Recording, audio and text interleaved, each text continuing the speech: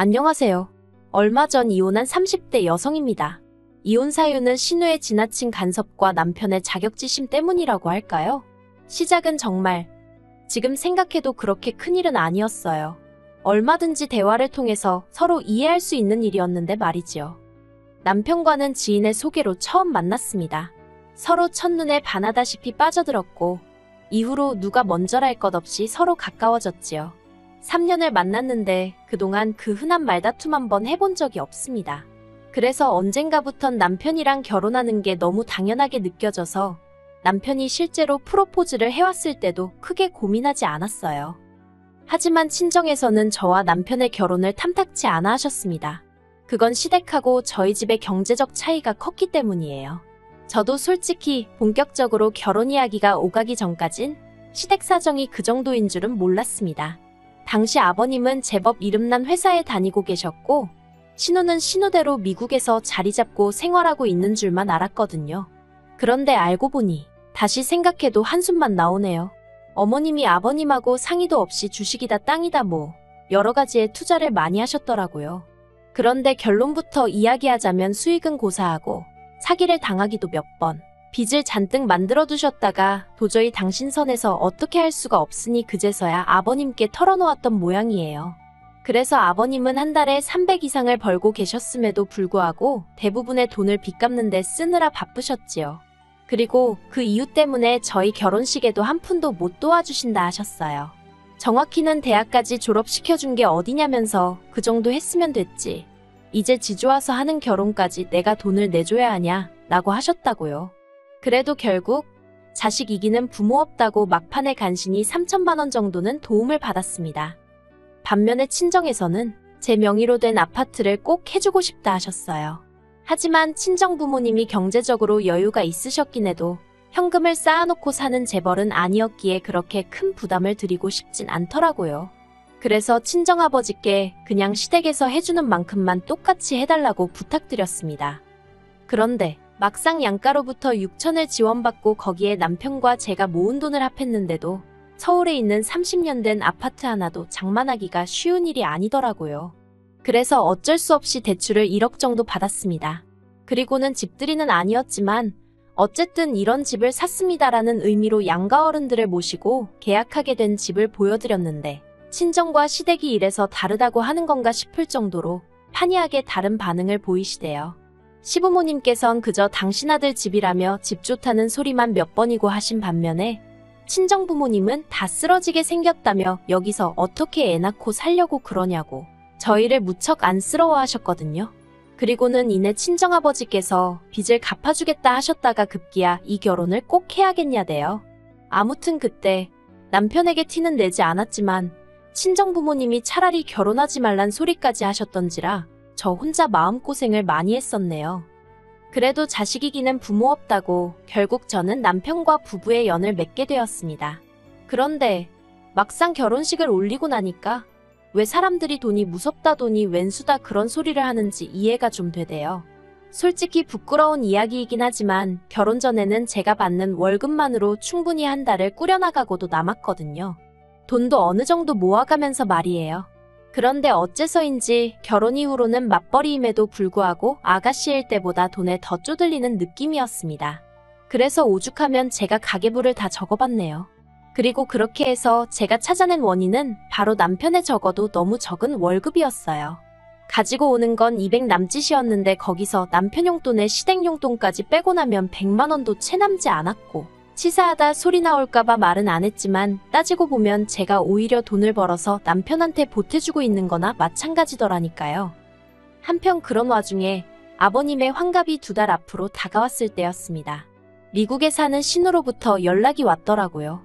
결혼식 당일날 잠깐 보긴 했지만 사실 가끔 용건이 있어서 통화를 한다던가 문자를 하는 정도였지 뜬금없이 연락을 주고받는 사이는 아니었거든요.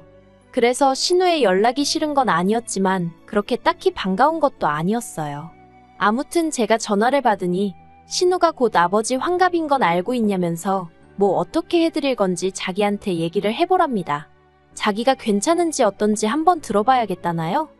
사실 같은 말이라도 평소에 저와 잘 지내던 사람이었다면 저도 굳이 고깝게 듣진 않았을 거예요. 하지만 문제는 신우가 평소에도 말하는 투가 뭐랄까? 상대방 속을 은근히 긁어놓는다고 해야 할까요?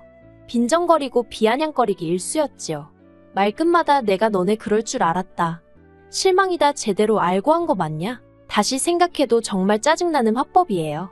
그리고 신우는 저희 부부보다 일찍 결혼해서 미국에서 살고 있었는데 아이 계획이 없어서 그런지 돈만 생기면 어디에라도 족족 써버리는 시기였습니다. 그렇다 보니 시부모님한테 선물도 자주 해드리는 더없이 좋은 딸이긴 했지요. 하지만 문제는 신우가 저나 저희 남편도 자기처럼 시부모님에게 물질적으로 잘해드리기를 강요했다는 거예요. 병원에 모시고 가서 보톡스라도 놔드리라. 요새 한국에선 뭐가 유행이라는데 네가 엄마 좀 챙겨라. 게다가 어머님께도 서운했던 게 솔직히 정작 돈 쓰고 시간 쓰며 어머님 곁에 있던 사람은 저인데 우리 딸이 센스가 있다. 우리 딸이 너더러 이런 걸 알려줬냐. 우리 딸 없었으면 나는 이런 건 생전 못 해봤을 거다. 항상 신우 칭찬만 일색이었습니다.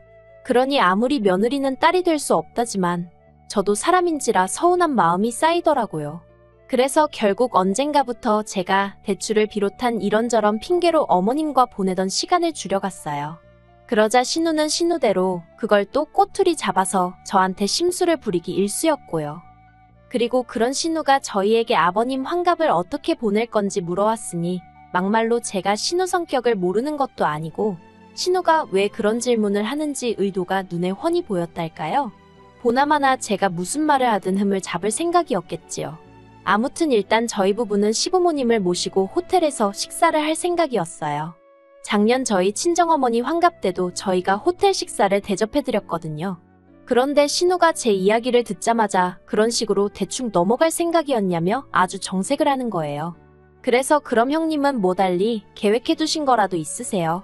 하고 물었습니다. 그러자 신우가 한다는 말이 다 같이 일주일 정도 유럽 여행을 가자는 겁니다. 어이가 없었어요. 신우나 신우 남편이야 본인들 말로는 자유로운 영혼이라서 유럽 가고 싶으면 유럽 가고 뭐 그렇게 사는 게 가능했는지 몰라도 저나 남편은 평범한 직장인들이었는데 일주일이나 갑자기 어떻게 휴가를 내나요? 그리고 유럽 여행이라 하면 돈도 많이 들고 그래서 제가 신우더러 휴가 내기도 어렵고 금전적인 여유도 없다고 솔직히 말했습니다. 애매하게 말했다간 집요한 신우가 질문 공세에 잔소리를 퍼부을게 뻔했으니 제 딴에는 나름대로 딱 잘라 거절을 한 거지요. 그런데 신우가 한다는 말이 엄살 부리지 말라면서 저더러 진짜 속 보인다는 겁니다. 황당해서 그게 무슨 소리냐고 했어요. 그랬더니 올케 작년에 친정부모님들하고는 호주는 갔다 왔잖아 그러대요. 신우 말대로 작년에 친정부모님과 호주를 다녀왔던 건 사실이에요. 그런데 그때는 친정부모님이 비용도 다 내주셨고 징검다리 연휴다 뭐다 타이밍이 맞아서 운 좋게 다녀올 수 있었던 거거든요. 그래서 신우에게 전후 사정을 조목조목 설명을 해줬습니다. 그런데 신우가 갑자기 그래서 돈 있는 친정하고는 여행을 다녀도 돈 없는 시댁하고는 여행을 못 다닌다는 말이냐면서 저더러 그렇게 안 봤는데 진짜 재수없다 그러대요. 그리고는 아무튼 그건 저희 사정이고 자기 알 바는 아니라면서 자기가 유럽 여행 견적 내서 알려줄 테니 그때 자기 계좌로 돈이나 보내랍니다. 진짜 말이 안 통한다 싶으니까 저도 너무 화가 나더라고요. 그래서 신우더러 그런 식으로 이야기할 거면 나도 더는 할 이야기가 없다고 견적을 내든 말든 유럽을 가든 말든 알아서 하시라고 한마디 쏘아붙이곤 전화를 끊어버렸어요. 그런데 전화를 끊고 나서도 한동안 분한 마음이 가시질 않대요. 내가 왜 지한테 그런 욕을 들어야 하나 싶어서 몇 마디 더 해붙일 거라는 생각도 들고 그렇다고 친정어머니나 친구들한테 신우 욕을 하자니 그건 그거대로 제 얼굴에 침 뱉기 같더라고요.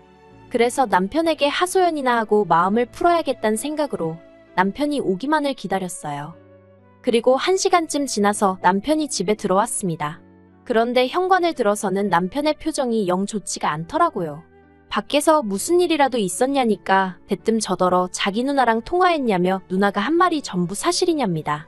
어이가 없으면서도 동시에 또 이간질을 했구나 싶어서 신우가 뭐라 했냐니까 제가 신우더러 돈 없는 시부모님이 유럽 여행은 무슨 유럽 여행이냐고 그냥 밥이나 한 끼 먹자고 그랬다는 거예요.